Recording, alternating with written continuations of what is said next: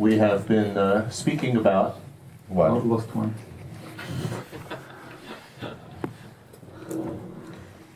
False. Мы говорили о...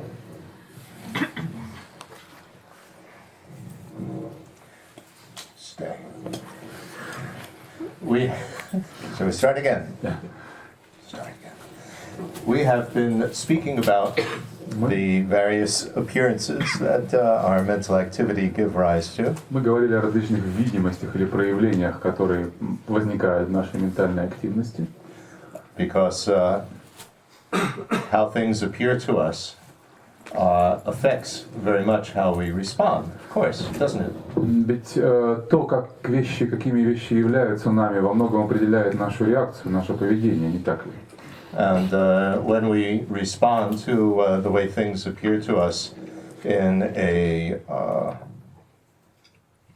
inappropriate way, И когда мы реагируем на проявляющиеся какие-то вещи недолжным образом, under the influence of our unawareness of how things exist, находясь во власти неведения, незнания того, как вещи существуют на самом деле, and the insecurity and confusion that brings, той незащищенности, того, как сказать, конфуза внутреннего, да, запутанности, которые являются результатом этого. which then leads us to develop disturbing emotions and attitudes.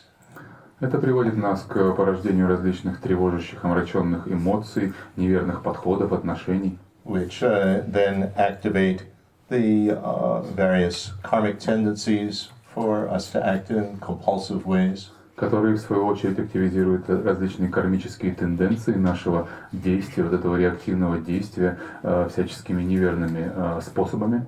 And then we actually act compulsively, also mixed with disturbing emotions. Компульсивных действий, да, таких вынужденных действий, которые смешиваются вот со всеми этими негативными эмоциями. Then this produces all sorts of problems. И карма и негативные эмоции таким образом создает для нас всевозможные проблемы в будущем. And especially if we're trying to help others, it really disables us and prevents us from being of best help to them, because we become attached to them and we get annoyed with them when they don't follow our advice, etc. В особенности, если мы стоим на пути помощи другим, если пытаемся помогать, служить другим, мы начинаем раздражаться, если они эту помощь не принимают или принимают недолжным образом. Мы начинается примесь привязанности и какой-то страсти, если контакт возникает и тому подобное. Or we become a control freak and we think that we can control everything that's going on around us. We have to be a perfectionist, and that also produces all sorts of problems, doesn't it? Становимся такими маньяками, контролирующими все, да, микроменеджмент, и начинаем пытаться все проконтролировать за всеми и впадаем в такую манию. And so it's very important to sort out these various appearances that our mental activity gives rise to. Поэтому очень важно изначально верно классифицировать, определить эти ментальные видимости, которые порождают нашу ментальную активность. And see which are accurate and inaccurate and so on. There are many variables concerning these appearances that we can evaluate. Разобраться с теми, какие из них верные, какие неверные, ложные, и вообще с разными степенями разных их параметров, потому что они явные переменные. And recognize which are the aspects that we need to work to get rid of, which are the ones that are always going to be there. We just need to develop their abilities more. И определить то, какие из них являются объектами устранения, от которых можно и следует избавиться, и определить то, какие из них являются всегда присутствующими, и, соответственно, избавиться мы от них не можем, и надо лишь повышать их качество и усиливать их.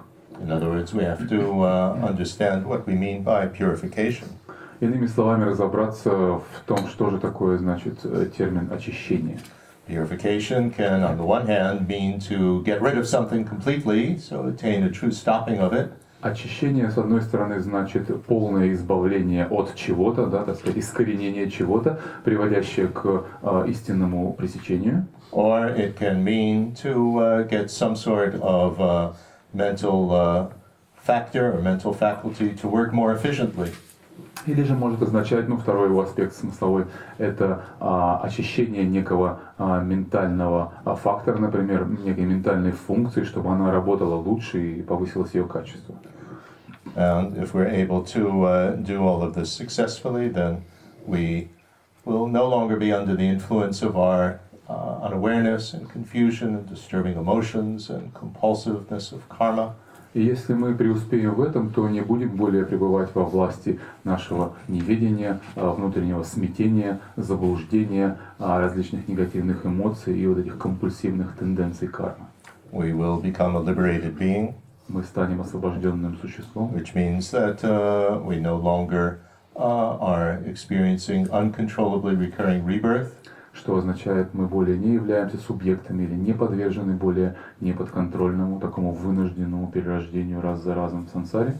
Which means rebirth with the type of aggregate factors that we have now, body, mind, all the mental factors and so on. Или иными словами, рождение обладателем этих 5 психофизических совокупностей, какими мы обладаем сейчас, вот всех из них. Which are the basis. Форму, ум и так далее.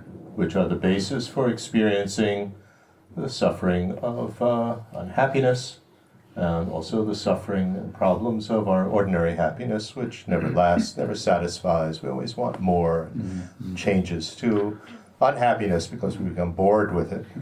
Которые служат фундаментом или основой, на которой созревают различные типы страдания, которые мы сейчас и испытываем, начиная от обычного страдания или страдания боли, и включая страдания, то, которое мы в мирских терминах именуем счастьем, которое есть все равно неутолимое желание счастья, оно приходящее, оно ненадежное, оно переменчивое и рано или поздно оборачивается все равно своей противоположностью, которая есть страдание боли. And if we continue the purification process further, we can become enlightened Buddhas, so that we see the interconnectedness of everything, particularly in terms of behavioral cause and effect, and we know how best to help others. И если мы продолжим этот процесс очищения и культивации положительных качеств, то мы рано или поздно придем к достижению полного просветления, станем Буддами, что означает достижение всеведения или тотального всеобъемлющего знания всей сложнейшей сети взаимодействия причин и условий, что необходимо нам для оптимального понимания того, как следует помогать живым существам в их различных ситуациях. And we can undertake this process of sorting these things, these factors out, and purifying the ones that we need to get rid of with, we think in terms of the Lam Rim, 3 levels of motivation. И подходя к этому процессу вычленения вот этих вот различных ментальных видимостей, которые являются объектами устранения, и тех, которые являются объектами культивации, мы можем подходить к этому процессу через 3 типа мотивации, как они изложены в поэтапном пути к пробуждению или ламриме. Motivation means aiming for a specific goal and having a specific reason, an emotional drive that brings us to this goal and a reason of what we want to do when we have achieved that goal. Мотивация изначально подразумевает некое целеполагание. Да, мы имеем некую цель, которую хотим достичь. Также мотивация подразумевает некое эмоциональное отношение к этой цели. Почему мы этого хотим? Да, какая эмоция, какое чувство нами движет? И затем, как мы хотим распорядиться этой целью, обретя желаемое, что мы будем с этим делать. Вот такие 3 аспекта можно выделить в мотивации. So we want to sort out these appearances, first of all, to avoid worse rebirths, because we really dread that, we're afraid of that. And if we get continuing precious human rebirths, we can continue further on to liberation and enlightenment. Начинаем мы с того, что хотим разобраться в этих ментальных образах, видимостях, потому что желаем избежать худших рождений в сансаре. Продолжая рождаться в драгоценном человеческом теле со всеми его свободами и дарованиями, мы будем иметь шанс продвигаться, развиваться все дальше и дальше. Ну и мы, как минимум, боимся и не желаем себе этих дурных рождений. And we can work further to work toward gaining liberation from uncontrollably recurring rebirth altogether, because we are determined to be free from that. We are disgusted, and not just disgusted, but bored actually with all the recurring sufferings and problems that we have because of our disturbing emotions and our compulsive karmic behavior. And we want to gain that liberation, again, if we think in terms of Mahayana, so that we're not going to be troubled, in terms of ourself and our own emotional background and behavior and so on, in terms of helping others. И мы также хотим избавиться целиком от этой ситуации рождения и неподконтрольных перерождений в сансаре, то есть избежать ее целиком, достичь индивидуального освобождения. Нас пугает эта ситуация неподконтрольных рождений, или даже не столько пугает, сколько утомила и совершенно надоела нам. Мы не хотим ее продолжать, поэтому мы стремимся создать причины пресечения этой ситуации. И размышляя с точки зрения махаянской традиции, мы думаем в этом ключе не только о себе индивидуально, но также и обо всех живых существах, что мы стремимся создать эту ситуацию и для них.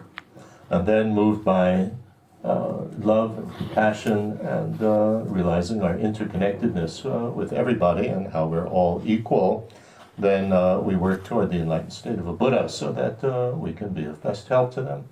И осознавая взаимозависимость всех и вся, мы понимаем, что помочь наилучшим образом живым существам мы и движимые любовью и состраданием, мы понимаем, что помочь живым существам наилучшим образом мы сможем лишь достигнув полного просветления и всеведения, став Буддой, и поэтому устремляемся к этой благородной цели. And if we are working on the spiritual path already in the context of this advanced level of motivation, this Mahayana motivation, then we can work to achieve each of these three successive goals on the basis of love and compassion. И если мы уже работаем на этом махаянском пути с этой благородной, так сказать, возвышенной, непревзойденной мотивацией, то тогда мы, занимаясь этим, двигаясь по этому пути, сможем поэтапно реализовать все три цели, озвученные только что. How can I really continue helping others if I am reborn as a cockroach? Как я смогу эффективно помогать другим из жизни в жизнь, переродившись тараканом? Anybody who sees me just wants to step on me, that not going to be of great help to others. Всякий, кого я встречу, тотчас захочет прихлопнуть меня, и мало, наверное, от этого пользы им, от меня. And how can I be of best help if I'm continuing to take rebirth, and how utterly boring I have to be a baby again, I have to go to school again, I'm going to get sick, I'm going to grow old, and so on. Boring. И как смогу я эффективно помогать другим, если продолжаю оставаться пленником этой утомительной, этой нудной, уже надоевшей ситуации постоянных рождений, снова опять ребенок, опять в школу, опять там глупый взрослею, опять старею, старый, немощный, надоело сверх сил. And still have attachment and get annoyed at things and so on. I really have to get beyond that. И надо мне, наконец, выйти за пределы, вырваться за пределы всего этого. Опять я привязываюсь, опять испытываю какие-то эмоции, опять раздражаюсь, опять все вот эти вот наборы. And also if I continue to, people appear to me encapsulated like in plastic, and I can't really see all the interconnectedness and so on.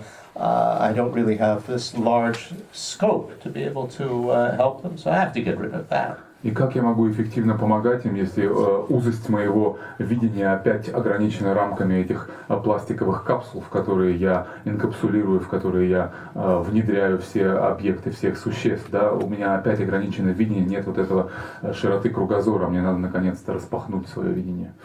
So, we need to sort through all these appearances that our mental activity give rise to.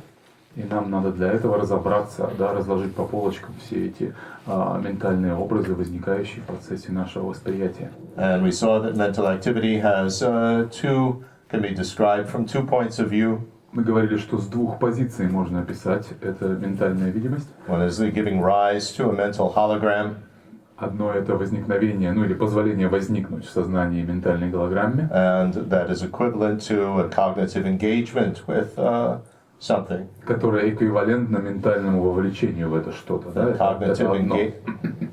The cognitive engagement means the arising of a mental hologram. That is how we cognize things. Когнитивный контакт, когнитивное вовлечение или познание этого объекта одномоментно, и это, собственно, происходит вместе с возникновением этого образа. But conceptually, we can isolate these two aspects. Но умозрительно, концептуально мы можем разделить их для удобства рассмотрения. And speak in terms of the arising of various ways of cognizing things. И можем говорить о возникновении различных способов познания вещей. And also the holograms that arise. И тех голограммах, которые возникают сообразно этим способом познания. Now, we've spoken about this side, which is the ways of cognizing that arise. Мы говорили об этой стороне, да, скажем условно, которая есть способы познания возникающего. And we have seen that these ways of knowing, put it in simple language, И эти способы знания, говоря простым языком, да, cognize the holograms, познают вот эту голограмму, give rise to the holograms, они дают ей, так сказать, шанс возникнуть, да, это и есть ее возникновение. and we can also say that the person that I cognize these, I know them, И мы также or говорим, don't know them, что some sort of cognitive engagement. что эта персона, личность, я, да, тоже познает ее, да, или не познает, там разные могут быть взаимоотношения. But the person doesn't give rise to these holograms. Но личность, она не вызывает к рождению эти голограммы, да, мы говорили. And the person isn't something that is separate from this whole process and either watching it or controlling it or out of control. И я — это не какой-то отдельный, там, восседающий где-то в стороне от происходящего субъект, который либо просто наблюдает, познает со стороны, либо он не участвует, и, так сказать, здесь у нас детерминизм, либо он как-то манипулирует активно и управляет этим процессом. Это не так. So when we talk about mental activity in terms of experiencing things, we would have to say that I experience them. Но когда мы говорим о ментальной активности, о каком-то опытном переживании вещей, тем не менее мы говорим, что я познаю, я переживаю, я ощущаю на опыте. It's not that nobody experiences them, and it's not that you experience them. It's individual and subjective. Это не то, чтобы кто-то иной переживал их, да, или это не то, чтобы никто не переживал их. Это личное, субъективное переживание. And we have seen that these mental factors, or mental aspects, or however you want to call it, that we have primary consciousness and mental factors.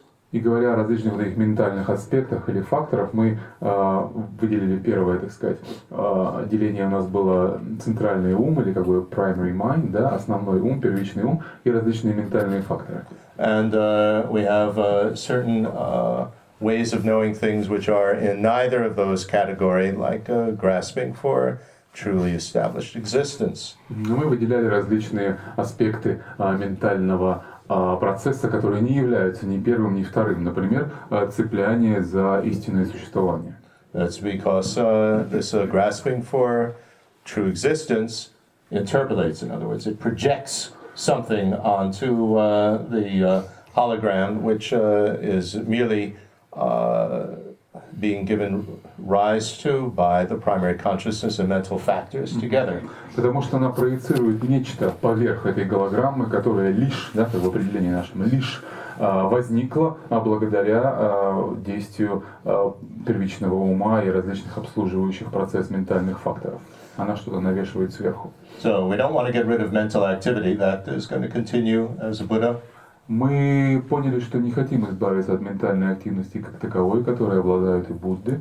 We are going to continue to have primary consciousness and mental factors, although that'll be understood in Tantra in a slightly modified way in terms of the subtlest level of consciousness. But still we can speak in terms of primary and consciousness and mental factors. В просветленном состоянии мы по-прежнему будем обладать вот этим основным или первичным умом и различными ментальными факторами, хотя в контексте тантры они будут объясняться несколько иначе, там будут некоторые нюансы в их определении касательно тончайших уровней ума, но тем не менее мы можем сказать, что по-прежнему будем ими обладать.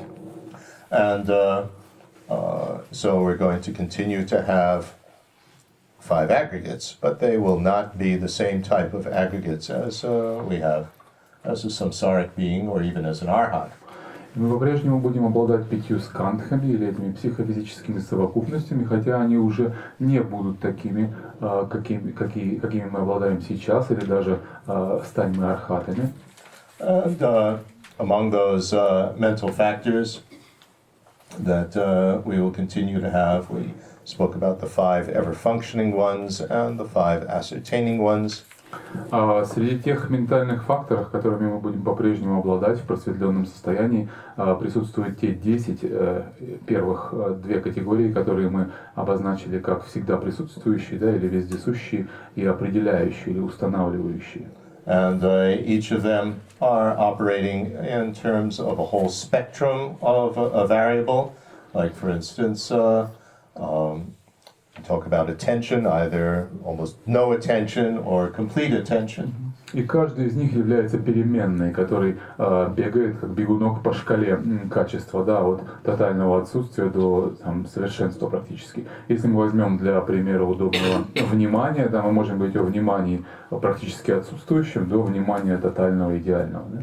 So what we want to do is to get them all to work at the maximum level. И что мы хотим с ними сделать, это, конечно, передвинуть эти бегунки в положение максимум, да, сделать их максимально развитыми, каждый из них. But these mental factors will continue there. They'll just be working at the best level possible. Но эти ментальные факторы, иными словами, продолжат присутствовать в потоке нашего сознания, лишь изменив способ своего функционирования, свою ценность на максимальную.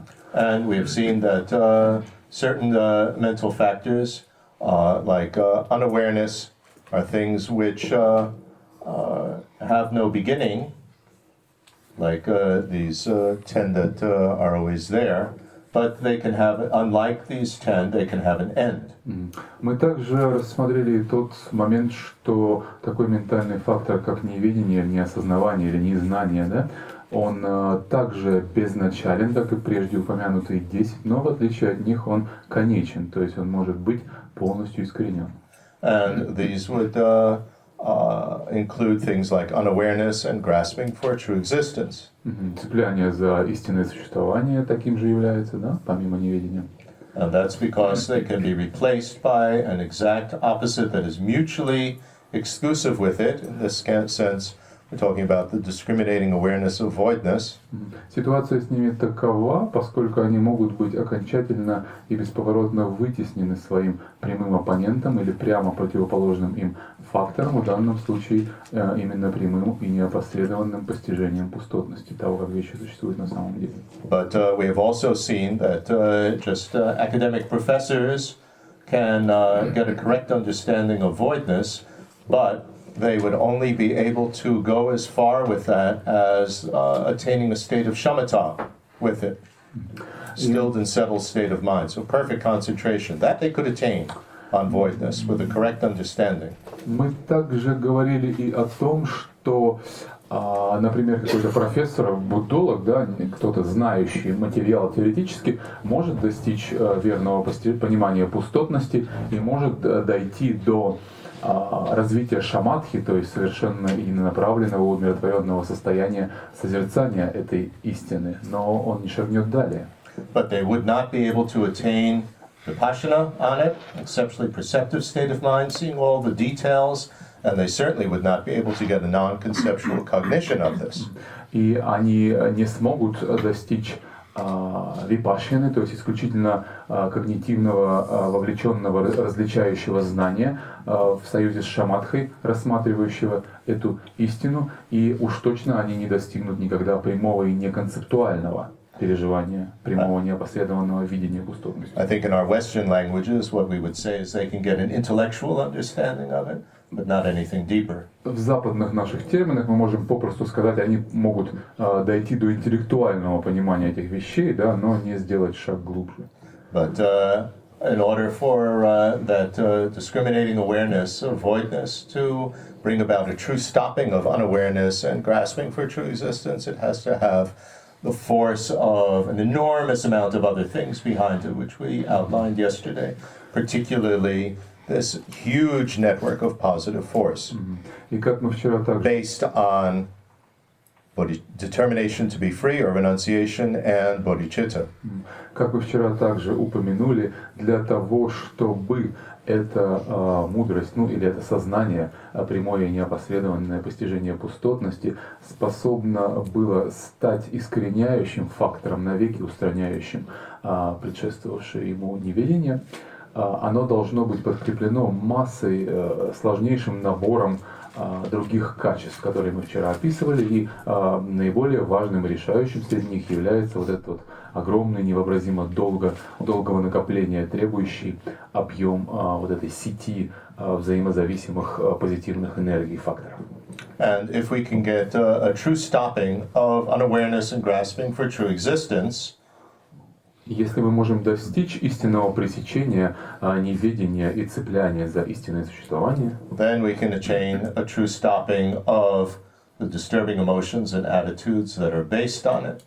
тогда мы можем достичь истинного пресечения тревожащих, омраченных эмоций и различных деструктивных ситуаций, развивающихся на их основе. Therefore, Следовательно, when we think in terms of the disturbing emotions and the positive ones, like anger versus love, если мы будем думать о парах оппозитных эмоций, деструктивных, например, гнев, и позитивных, например, любовь, then because we can get rid of the negative side, the destructive or disturbing emotions, that means that, that sounds like a song, love will triumph. если мы... There's nothing that would get rid of, bring about a true stopping of love and compassion. So these positive emotions can carry on to enlightenment. But of course, they'd have to be purified, they'd have to work at their maximum level. И раз мы можем избавиться, искоренить, как мы поняли, из исследования его первопричины, гнев, негативную эмоцию, вот эту вот, да, репрезентативную, то та, которая является ее положительным оппозитом, да, любовь, то она, сказать, воспарит или воцарится, да, как звучит как в песне, и может длиться, развиваясь в бесконечность, в просветление. И, соответственно, она должна быть естественным образом очищена как-то, и качество ее возвышено, да, рафинировано до каких-то высших ее проявлений. So, this is our review of what we have discussed so far. Это был такой дайджест-обзор того, что мы за эти пару дней успели рассмотреть. But since this is a little bit complex, and it would be really very good if you could remember some of this, I gave a little bit of an extensive review. Это все довольно сложно, но важно, чтобы у нас хотя бы костяк этой структуры присутствовал в осознавании постоянно, и поэтому я по нему, так сказать, пробежался вкратце. So, now we have to turn to the other side of this mental activity, which are the actual holograms that this mental activity gives rise to. Давайте теперь коснемся другой стороны этого процесса ментальной активности, коснемся той, собственно, ментальной голограммы, да, и вот этого возникающего образа, о котором мы говорили. And remember, we are just, the technical term is conceptually isolating these two aspects. They don't actually exist isolated, encapsulated in plastic, separate from each other. Talking about the same activity, just from 2 points of view. Помните всегда, что это мы лишь с вами так концептуально жонглируем этими понятиями, разделяя их в уме, умозрительно. Да? На самом деле они не могут быть разделены, это части единого целого, и они никоим образом не инкапсулированы в эти пластмассовые, так сказать, свои ячейки и не могут быть разведены. Да? Это просто для удобства мы концептуально это делаем. And one of the unique features of Tsongkhapa's revision of the Buddhist teachings, Buddhist clarification, I should say, of the Buddhist teachings, is that there are two aspects in any cognition.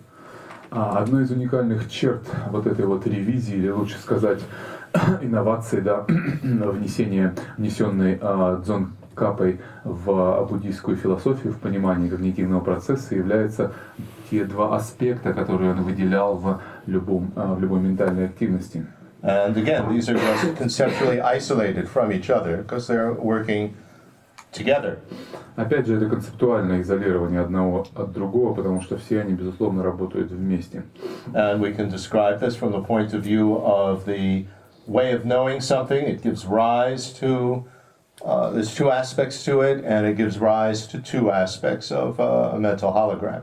И мы говорим об этих двух аспектах, опять же, концептуально, умозрительно отделяя одно от другого, что мы можем сказать о двух аспектах когнитивного вовлечения, возникающий объект в эту голограмму, и о двух аспектах самого, как бы объекта, условно обозначаемого нами, да, или самой вот этой голограммы, образа. So we have what something is and how it exists. Что это есть и как это существует. Так эти два аспекта звучат. And these are equivalent to the two truths, the superficial truth or surface truth or conventional truth. There are many different ways, or relative truth, many different ways of expressing this. That is what something is. Что это есть, это относится к относительной, условной, поверхностной, скрывающей, как угодно переводить ее истине, да? Ну, то, что мы привыкли называть относительной истиной, к этому уровню. And how it exists, that's the deepest truth about something. И то, как это существует, это относится к глубинной, ну или к абсолютной, как мы ее называем обычно, истине этого.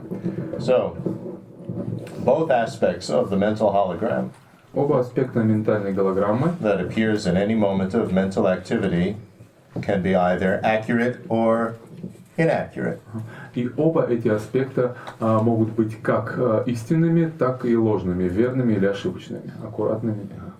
Inaccurate appearances are also known as deceptive appearances. Неверные, inaccurate, известны также как вводящие в заблуждение или обманчивые, deceptive. So there are four possibilities. Итак, у нас 4 с вами возможности. It could be accurate what it is, but inaccurate of how it exists. Это может быть, иными словами, верное понимание того, что это, но неверное понимание, как это существует. Первая пара. So the classic example is a single moon. Классический пример одна луна. You know, you look up and there's one moon, so that's accurate what it is, but it appears to be encapsulated in plastic, so truly existent. Вы поднимаете взор к небесам ночью, да, безоблачную ночь, видите одну луну. Вы верно видите то, что там есть, это действительно одна луна, но неверно воспринимаете способ ее существования, ибо воспринимается она вами как заключенная в такую пластиковую капсулу, да, некое самосущее там. Or it could be accurate what it is and also accurate how it exists. Либо вторая пара, вторая вариация, это может быть верное восприятие того, что это, и того, как это существует. Обе вариации верны.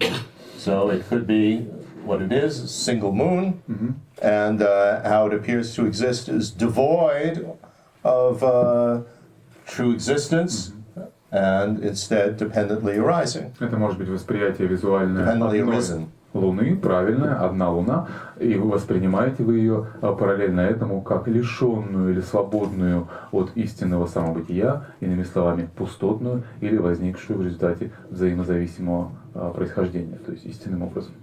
But also it could be inaccurate what it is and inaccurate how it exists. Третья пара, худший вариант, да, неверная идентификация того, что это есть, и того, как это существует. I take off my glasses, I look up, and because I am cross-eyed, I see a double moon. Я снимаю That's the очки, appearance, the hologram that arises. снимаю очки с залепленным одним глазом и смотрю, и у меня, поскольку я косоглазый, у меня, значит, явственно видны две луны на небосводе. And that could appear truly existent, encapsulated in И plastic. дополнительно еще две у них капсулы пластиковые, они обе истинно существующие, то есть неверное So that's inaccurate what it is and inaccurate how it exists. неверное восприятие, что это есть, и неверный ответ на то, как это существует. Or it could be inaccurate what it is and accurate how it exists. Double moon, but I realize that this is devoid, it doesn't appear to be truly existent, it's dependently arising. If you are cross-eyed Buddha or something. Cross-eyed Buddha. Или это может быть четвертый вариант, когда вы видите две луны, если вы косоглазый, там, Архат или Будда, не приведи Господь, но видите истину, как воспринимаете верно способ их существования. Buddha wouldn't be cross-eyed. Но Будда не может быть у нас. Doesn't have defective. У него нет по определению это телесные, как там они называются, признаки и знаки, да, там 100 с лишним, которые. But you're just drawing out these four Но просто мы possibilities исчерпываем 4 возможности, да? so that you get the general idea. Чтобы вы поняли все варианты. Okay, so now it becomes interesting. Теперь это переходит в интересную у нас фазу. What something appears to be is dependent on the class of beings that cognize it. What appears, something appears to be. То, чем нечто является нам или кажется нам, да, однако, зависит от класса существ, которые познают это. And is accurate relative to that class of beings. И является верным относительно или применительно к данному классу существ. So this doesn't refer to how one considers and labels the appearance. Это не относится к тому, как некто considers and labels the appearance, рассматривает и обозначает, да, навешивает ярлык на видимость. For instance, the mental hologram that arises in the mental activity of a baby and an adult might be the same. Например, ментальная голограмма, которая возникает в ментальной активности взрослого и ребенка, может быть идентичной, одной и той же. But the adult interprets what he or she sees as a watch and puts it on his or her wrist. Но взрослый субъект, он интерпретирует то, что он видит как наручные часы, и надевает их себе на запястье. But the baby interprets and considers it a toy and puts it in its mouth. В то время как ребенок рассматривает это как какую-то блестящую, привлекательную игрушку и засовывает ее себе в рот. So this is another mental factor in terms of what you distinguish in, what it is. Это другой ментальный фактор, что вы различаете в вещи, да? Because it's true that you could distinguish that this tells time. You could also distinguish that this is something you could put in your mouth. Но ведь вы действительно можете различить. Both are correct, aren't they? И они оба корректны для них, да? Ребенок видит в этом игрушку, привлекательный объект, взрослый видит в этом прибор, указывающий время, и надевает его на руку. And then there's the mental factor we had of consideration. So what do you consider it to be? A watch or a toy? И затем есть ментальный фактор определения, да, как мы его называли, consideration, да, что мы решаем в этом есть, да, часы в этом есть или игрушка. And it can function both as a watch and as a toy, can't И it? объект может прекрасно функционировать и в том и в другом качестве, как часы или как игрушка. So we're not talking about that difference. Мы не об этой разнице говорим сейчас. The relativity of appearances refers to the different mental holograms that arise. А здесь вот это релятивизм, да, или относительность этих видимостей относит нас, так сказать, отсылает нас к различным ментальным голограммам, которые возникают. У них-то возникла одна, у взрослого ребенка. So, from one point of view, you could look at it in terms of the cognitive sensors. В каком-то смысле вы можете, например, подумать об этом как о различии в когнитивных сенсорах. What appears to our mental activity when we look at something through the photosensitive cells and so on, the structure of our eyes is actually quite different from what arises in the mental activity of a fly, looking at something through the multi-prismatic lens of a fly's eyes. То, что является нашему, то, что возникает в качестве голограммы в нашем ментальном процессе, в нашей ментальной активности, посредством рассмотрения некого объекта через наши вот эти колбочки, да, светочувствительные какие-то элементы в нашем глазу, и, например, в этом мультипризматическом каком-то глазу мухи, совершенно разные вещи. So it's really hard to say which one is more accurate, isn't it? Сложно здесь спорить, какой из них более верный, не так ли, да? Both are accurate relative to that class of beings. Оба верны, но применительно к данному конкретному классу живых существ. That gets into is there really objective reality, but we won't discuss that. Это нас уводит в What corresponds to the actual reality? обсуждение вообще понятия объективной реальности, что с ней соотносится, что нет, это огромная тема сама по себе. That goes off into the topic of voidness, so that's not our topic for the weekend. В тему пустоты, а это сегодня не наша тема. But then also there is this classic example that maybe you have encountered, that for a human looking at something, it's water. For a ghost, it is pus, and for a divine being, it's nectar. И также существует So these are different mental holograms. классический пример, который вы наверняка слышали неоднократно, когда стакан с водой, да, для человека воспринимается как вода, жидкость, утоляющая жажду, для голодного духа преты воспринимается как гной, а для божества как животворящий нектар. И это все три разные голограммы. And each of them are accurate relative to that type of being. И каждая из них верна, но для данного конкретного класса существ. Because although you can't find the distinguishing characteristic on the side of an object, nevertheless it's in terms of mental labeling. I'm bringing in a very advanced topic here, but just saying it, like that. But this is part of it. Хотя вы не можете найти некую определяющую характеристику, скрытую в самом объекте, которая бы свидетельствовала об этом его качестве, да, это производится посредством ментального обозначения. Не вдаваясь в детали, просто вот так вброшу это понятие, что ментальное, mental labeling, да, ментальное это объярлычивание или обозначение ответственно за это. The example that I've thought of, that I always use to exemplify this, has to do with a dozen eggs. Пример, о котором я подумал, который всегда использую, иллюстрируя вот эту вот тему, это 12 яиц. A dozen eggs are divisible by 2, 3, or 4. 12 делится на 2, 3 или 4.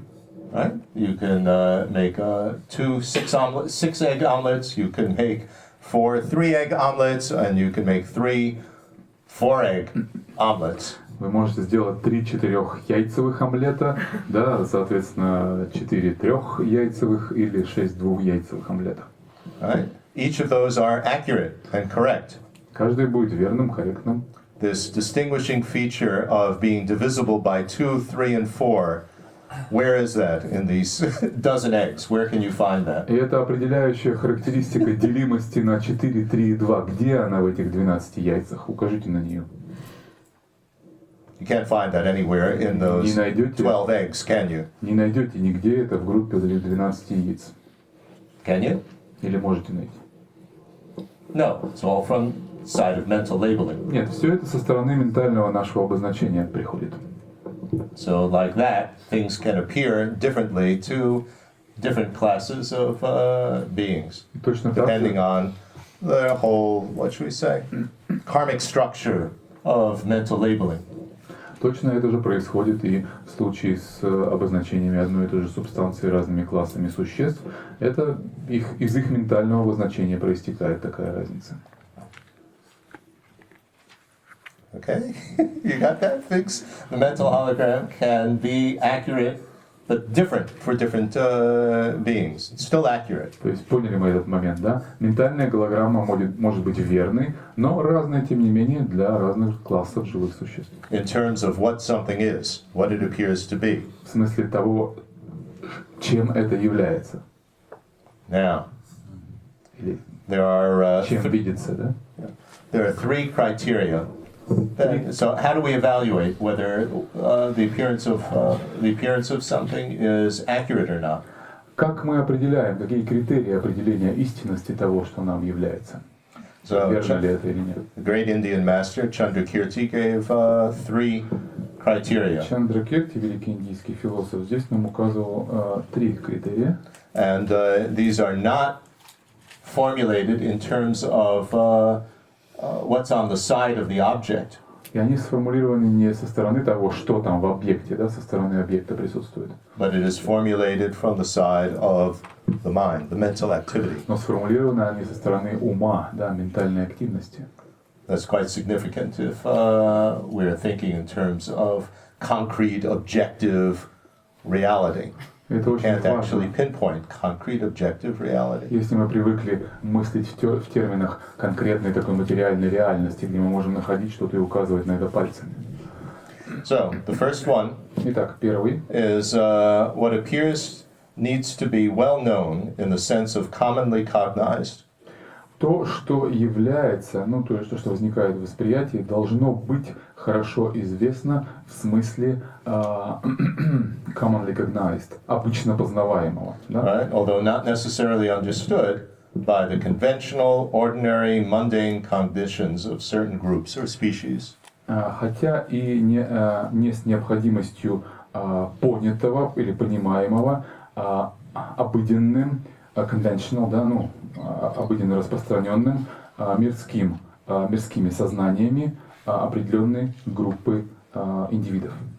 So, ordinary beings, that just means you and I Обычные существа, вы и я, need to have either experienced the thing or heard of the thing.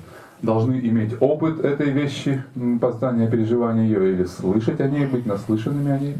Doesn't mean that we have to have understood it. Не обязательно, что мы должны были в понятии, да? So, we have heard of voidness, we've heard of karma, we don't really understand it, but it is commonly, conventionally known Мы by us. слышали о пустотности, heard of слышали it. о карме, да, мы обо всем этом слышали. Не значит, что мы это understood, да, поняли, познали, но мы наслышаны об этом. И иными словами, так как это вначале у нас звучало, well known in the sense of commonly recognized, yeah?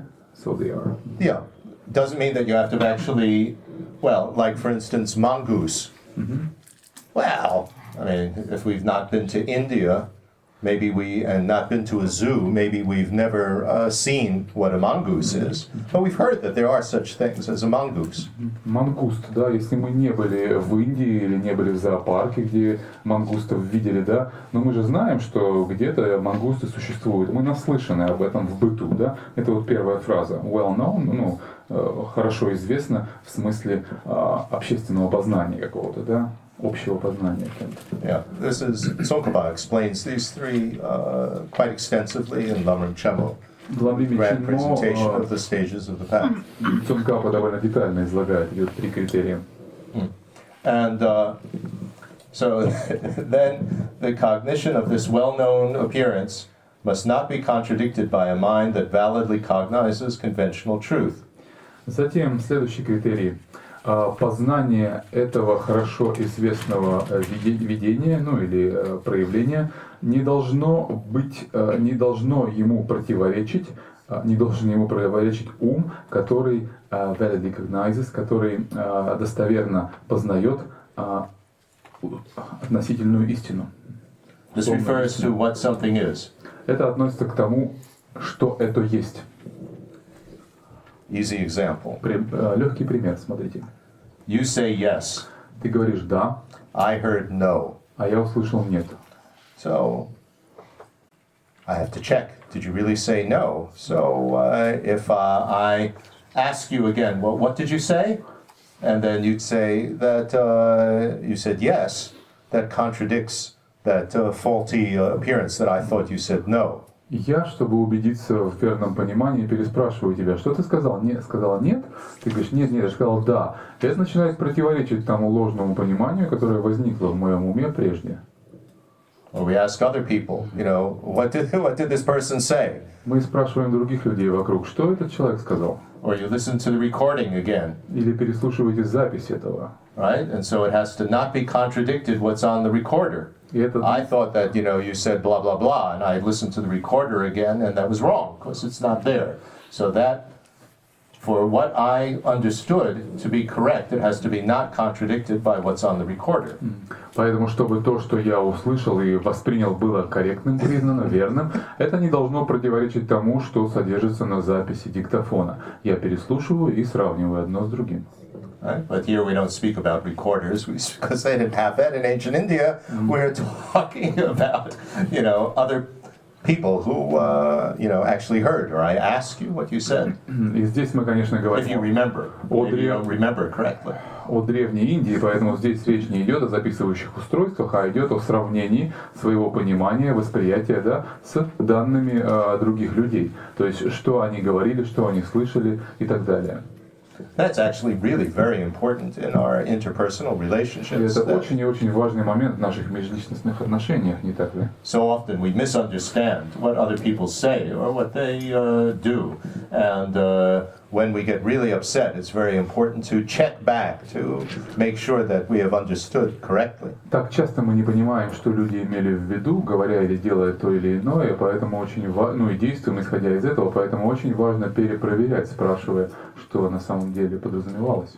So you see, what we're talking about actually does have a practical application. И вы видите, что здесь то, о чем мы говорим, имеет на самом деле непосредственную самую практическую ценность для нашей жизни. And then the third criterion is that the appearance, the cognition of the appearance must not be contradicted by a mind that validly cognizes deepest truth. Следующий критерий, последний из этих трех, это то, что данное восприятие, данное познание этого образа, или голограммы нашей, не должно противоречить уму, который достоверно познает глубочайшую истину. Там была у нас относительная истина, здесь глубочайшая. Right, so this applies to the appearances of how something exists. Это относится к тому, как существующими, каким образом вещи нам являются. Now it appears to me that things are encapsulated in plastic, but an Arya who sees non-conceptually voidness contradicts that. Например, мне видятся вещи заключенными в эти злополучные капсулы, пластиковые, но сознание ария, благородного существа, напрямую и неопосредованно воспринимающего пустотность, сознание его противоречит этому моему пониманию. Вот возникает противоречие. And we can apply that in a very simplistic way as well. We don't have to go to the full extent. Мы можем использовать это и более примитивным, простым образом, так сказать, не доводя до глубин, до конца. When you visit a very old person who has dementia and is sitting in a wheelchair, just picking at a towel and drooling.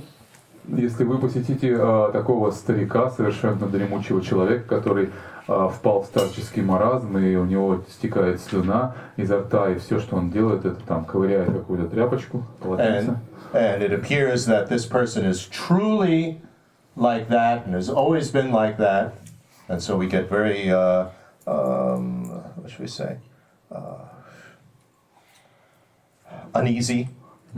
И мы чувствуем себя очень, так сказать, неловко, наблюдая этого человека, и у нас рождается мысль, мы видим его как всегда существовавшего подобным образом, опять же, вот такого всегда.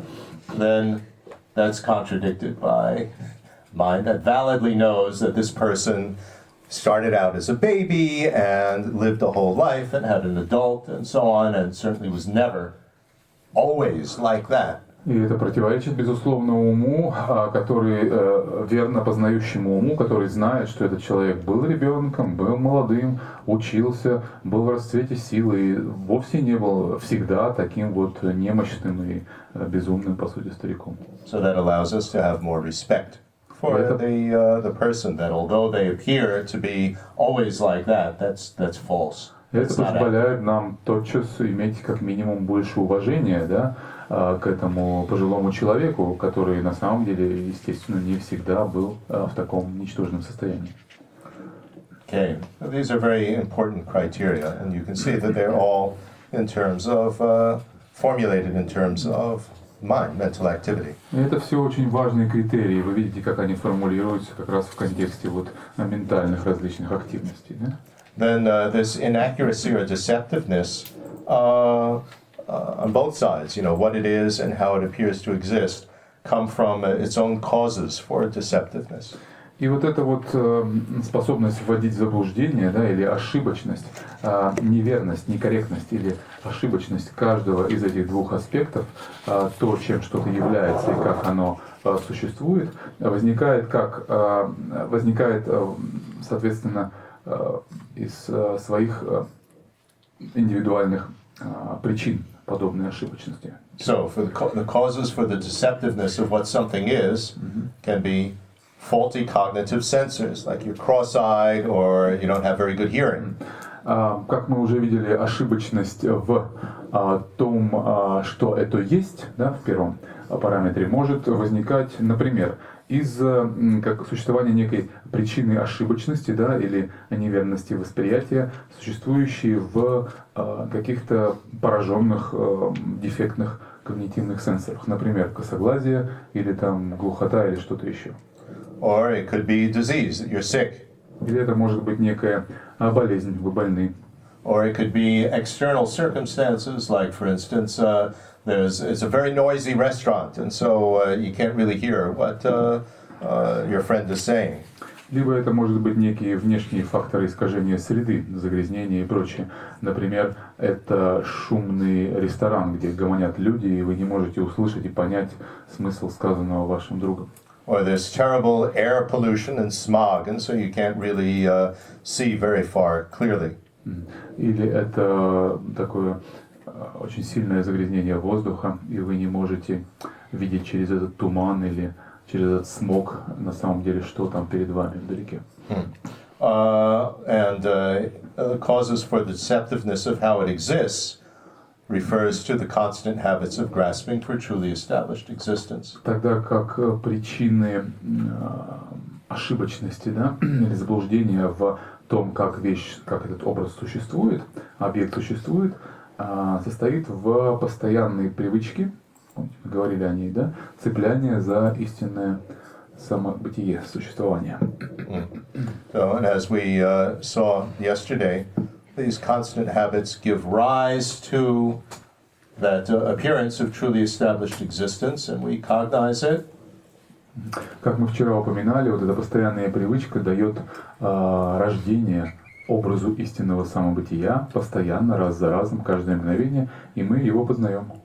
We could just cognize it as an appearance and say, well, it appears like that, but that doesn't correspond to reality. Our heart would be like that. Мы можем просто познать это как образ и сказать, да, но это просто возникающий в силу этой привычки образ, но это не то, как эта вещь существует на самом деле. И так мыслит архат, да, так познает архат. Or we could cognize it as, consider it as actually being truly established existence. That's what we can call the actual grasping for true existence. Либо можем мы познать это как действительно способ существования этого объекта, этой воспринимаемой вещи, и тогда это будет то, что мы называли как раз цеплянием за истинное самосуществование. That's what all samsaric beings have.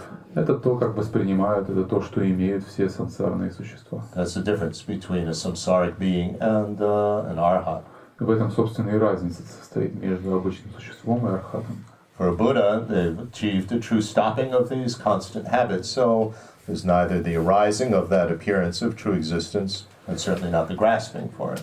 А в ситуации с Буддой, понятно, отсутствует оба, да, отсутствует и само восхождение этого образа, да, возникновение этого образа истинного самобытия, и уж точно цепляние за него. Okay, so that's the presentation of accurate and inaccurate appearances, both in terms of what something is and how it exists. Вот примерно так выглядит презентация этой темы верных и неверных образов, да, этих голограмм, как с точки зрения того, что они есть, так и с точки зрения того, как они существуют. So rather than starting the next topic, why don't we have a few questions? Давайте, прежде чем перейдем к следующему топику до обеда, давайте лучше Поотвечаем на несколько вопросов. The next topic will be pure and impure appearances. That's another variable. Чистые и нечистые видимости, да, или проявления. Следующий будет топик, еще одна переменная. Yeah. У меня такой вопрос. Когда мы говорим вот о ментальной активности, это что у нас есть базовые, которые остаются всегда, они остаются всегда на любом уровне, то есть вне зависимости от того, мы человек, или там таракан, или там божество, или, то есть если мы говорим об этом, то получается, что когда мы говорили об этих активностях и как они работают, то есть они распространяются на животных там, и вот, действительно это так, или там присутствуют какие-то ограничения? When we speak about the omnipresent mental factors that remain from sentient being to Buddha, do we also imply that they functionally present in the state of, say, cockroach or demigod or god or any other type of sentient being? How do they operate? Right. The ever-functioning mental factors and the ascertaining mental factors, these 10, are present in every possible life form that we can be reborn in. Да, что касается вот этих 10 первых, а именно 5 вездесущих и 5 утверждающих или определяющих ментальных факторов, да, они присутствуют в любой жизнеформе, в ментальном функционировании любой жизнеформы, в которой мы только можем переродиться. I mean, there is a super level of formless realm being in which, you know, they are so absorbed that a certain type of, that distinguishing becomes dormant. But it's still there in terms of the tendency. Мы можем говорить о каком-то супер-пупер, там, в самом верхнем этаже бесформенных богов, да, где самадхи такого уровня, концентрация такого уровня, что там у них ментальный фактор распознавания переходит практически в латентное, в спящее состояние, но все равно зачаток его, семя его присутствует, и это временное состояние, то есть они по-прежнему там, да. So certainly the cockroach will feel happy or unhappy. И уж точно таракан может быть счастлив или несчастен, радоваться или переживать по какому-то поводу. The cockroach will distinguish that something is food. И уж таракан разберется, где еда, а где нет. Or danger. Или где опасность, а где нет. And will be certain that this is food, so discriminating awareness. У него будет также уверенность, различающего знания, что вот это еда. An ant will have, you know, mindfulness and remember where its ant hole is. The cow will remember where its barn is. У муравья достаточно памятования, чтобы помнить, где путь в его муравейник, и у коровы достаточно памятования, чтобы помнить дорогу сложную, да, в свой коровник. You know, they'll all have these urges. You know, the mosquito has the urge to feed on you and bite you. У комара есть явный позыв присосаться и напиться крови. So they're present in no matter what type of rebirth we have. Они присутствуют вне зависимости от того, какую жизнеформу, в каком рождении мы приняли. Note how I'm saying that. Однако отметьте, как я это говорю. I'm not saying that, you know, these other beings have it. Я не говорю, что эти другие существа имеют это. That cockroach on the floor has it. Что у таракана на полу это есть. I'm saying I will have that if I'm reborn as a cockroach. Я говорю, что я буду иметь это, переродившись тараканом. So this is the significant thing if you're going to start to really think in a dharmic way. Если вы начинаете думать в таком дхармическом ключе, это важная смена формулировок, да?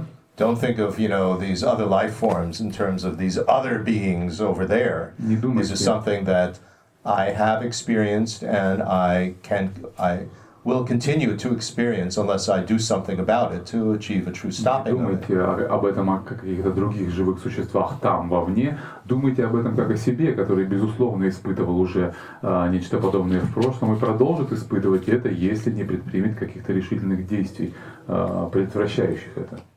So you have to work, you know, to try to actually become convinced that we could have these different types of life forms. Поэтому надо работать, вот пытаясь убеждать себя в возможности, в реальности существования различных этих жизнеформ. So if you think in terms of these mental factors, если вы думаете вот в контексте этих ментальных факторов, And these mental factors function in terms of a whole spectrum of the variable that are involved with them. И функционируют они вот по этой огромной шкале переменных значений, да, каждый из них. Then you could think, distinguishing, you can be very, very intelligent, a superhuman being, or you could distinguish hardly anything, so you'd be an insect. In other words, you would have the type of body that would support that level of the mental factors. Например, взяв развлечение, мы можем себе легко представить, что развлечение может быть супер каким-то развлечением там мудреца, ученого, великого человека, там вверху самом этой шкалы, и в самом низу какого-то насекомого, который тем не менее способен различать там еду, не еду, опасность, не опасность. И это будут соответствующие тела, которые могут поддерживать одно и другое состояние, будучи физическим коррелятом, да, и им соответствуют разные виды развлечений. Also, I should point out, since this is quite confusing for many people. Я хотел бы отдельно указать, поскольку люди многие путаются по этому вопросу. Happy and unhappy are ways of being aware of something. Счастлив, несчастлив, ну или радость, не радость, это способ осознавания чего-то. They are not the same as pleasure and pain. Это не то, что удовольствие и боль, не путайте. Pleasure and pain are physical sensations. Удовольствие и боль это мы обозначаем так физические ощущения. Happy and unhappy are states of mind and how you experience anything. Рад, не рад, да, happy and happy, это ментальные состояния, как мы что-то переживаем. So you could experience pain with happiness. Вы можете с радостью переживать боль. Like if you are somebody who works out with weights and so on, and at the end of a training your muscles hurt, then you're happy about that because you know that you have achieved some progress in your training. Если вы качок такой серийный, да, то боль, вот эта молочная кислота, отложившаяся в мышцах после удачного воркаута, да, она для вас повод для радости. Вы радуетесь, что вам больно в мышцах, значит, вы хорошо покачали. I work out with weights 3 times a week. Я 3 раза в неделю этим занимаюсь. And on the other hand, if you are raped, you might experience pleasure, sexual pleasure in terms of that, but you would be very unhappy about that. Если же вас изнасиловали, вы можете you can experience, if you're raped, you can experience. You might experience some sexual, a pleasant sensation in terms of the sexual act. Вы, может быть, в процессе испытаете какие-то положительные сексуальные ощущения в процессе этого, да, но вы будете несчастливы глубоко по этому поводу. So these are different, and we would have a type of body that could experience the most extreme pain and the most extreme unhappiness, which as a human body wouldn't support. You get unconscious if the pain reaches a certain level. И также вот, опять же, возвращаясь к этой шкале, мы можем представить себе некие физические тела, которые способны испытывать исключительный диапазон боли и страдания, или там блаженства и счастья. Если взять боль и страдания, то человеческие существа просто отключатся, да, при такой интенсивности боли. Мы просто отключаемся после какого-то барьера. So, working and understanding these mental factors and how they work with a huge spectrum helps us to understand and become more convinced that there can be many other life forms besides a human that we could experience, because as humans we only experience a small part of each of these spectrums. И вот изучая эти ментальные состояния очень полезно для нас в, так сказать, укреплении понимания, в расширении нашего понимания вот этой ситуации существования различных разнообразных жизнеформ. Понимание того, что мы, люди, находимся где-то там в каком-то участке этого спектра широчайшего, да, и способны испытывать только вот столько от негатива там до позитива, от плюса до минуса, и существует еще масса, так сказать. And we're talking not only about the spectrums of the mental factors, but also the spectrums of the cognitive objects, in terms of pleasure, pain, that's a spectrum, or how far you can see. Eagles can see much further than humans. How much you can smell, a dog can smell much more than a human can, etc. И здесь надо помнить также, что мы говорим не только о ментальных факторах на этой шкале диапазона, да, например, счастье, несчастье или боль, радости и нерадость, да, счастье, несчастье, которые способны испытывать люди, они вот только где-то здесь лежат, и можно еще расширять и вверх и вниз существенно интенсивность этих переживаний, но также и сенсорные различные переживания также доступны людям, или сенсорные восприятия, объекты существенно уже, чем вся эта шкала. Например, орел способен видеть куда детальнее, куда дальше в разы, чем человек, да? Или собака способна ощущать запахи там за километры и тончайшие нюансы, которые человек просто не способен ощущать. Но при этом мы говорим, что вот эти вот испытания счастья и несчастья, говорится, что оно все зависит от кармы. То есть я испытываю свое счастье из-за кармы. То есть получается, если мы говорим, что вот эти базовые находятся в ментальных активностях, тогда мы говорим, что и у Будд, и у архатов, и у высоких бодхисаттв есть карма, за счет того они могут всегда испытывать счастье и несчастье базовых. Yet happiness and unhappiness we still experience due to our karma, personal karma. So we can say that Buddhas and Arhats, some liberated or enlightened beings, they also experience constant happiness due to their specific karma for that. Well, happiness and unhappiness, we're talking about samsaric happiness and unhappiness, or samsaric neutral, you know, in these deep concentration trances. Мы говорим о сансарическом счастье, несчастье и вот этом нейтральном, о разных более глубоких трансовых состояниях медитативных. These are karmic. These are how we experience the ripening of our karma. That's the definition of feeling in the samsaric context. Они кармически обусловлены, это, собственно, дефиниция чувства, да, в кармическом смысле. But you know, an arhat is going to have you know. Now we get into, you know, this tainted, untainted, samsaric, nirvana. There are all these different variables. But an arhat experiences either happiness or neutral, because arhats could be absorbed in these higher concentration trances. Тут мы опять, опасность у нас углубиться в эти все дискуссии омраченного, неомраченного, оскверненного, неоскверненного, сансарического, нирванического. Что касается архата, то он может испытывать счастье или нейтральное состояние, поскольку ему доступны различные высокие медитативные состояния нейтральности. And these are Nirvanic, you could say, but they are still tainted because there's still the appearance of truly established existence with these feelings. Вы можете сказать, что они нирванические, но они по-прежнему вот это tainted, да, скажем, ну, омрачены. В них что привнесено? В них присутствует по-прежнему то, что архат еще не устранил. Помните возникновение этих образов истинного самобытия? Они у него по-прежнему привычкой этой глубинной порождаются. But these aren't the result of karma. These are, in a sense, the result of being free of karma. Но это на самом деле не результат кармы, это результат свободы от кармы. A Buddha has only happiness, you know, this great happiness, the bliss of a Buddha, but that's untainted in the sense that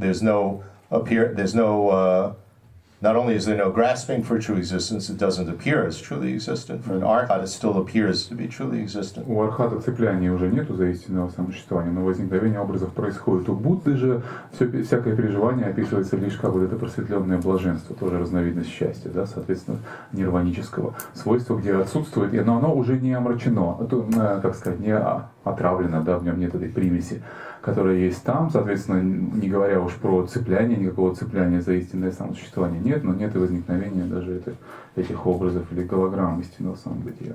То есть, получается, на каждом уровне вот этот как бы механизм есть, но на каждом уровне он работает по-своему. So there's basically the same mechanism at each level, but it operates differently at each level. Yeah, of this happiness and unhappiness, it has different concepts.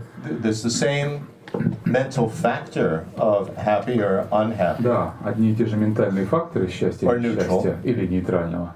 But what brings it on, and whether it is with grasping for true existence, or whether it is, or without it, and whether it is with an appearance of true existence or without it, that will vary. Но что его запускает, да, или сопутствует ли ему возникновение образов истинного самобытия и тем более цепляние за них, это варьируется.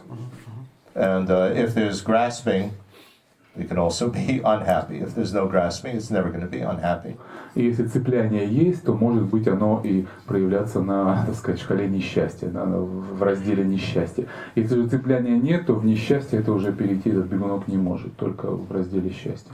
Because if it's with grasping, then disturbing emotions come, you act destructively, and that brings unhappiness. Потому что где цепляние, там сразу возникновение первичных и вторичных негативных эмоций, и то, что из них проистекает, поэтому и возможно переживание несчастья. Okay, so let's break for lunch and then Давайте we'll на обед continue. прервемся и продолжим.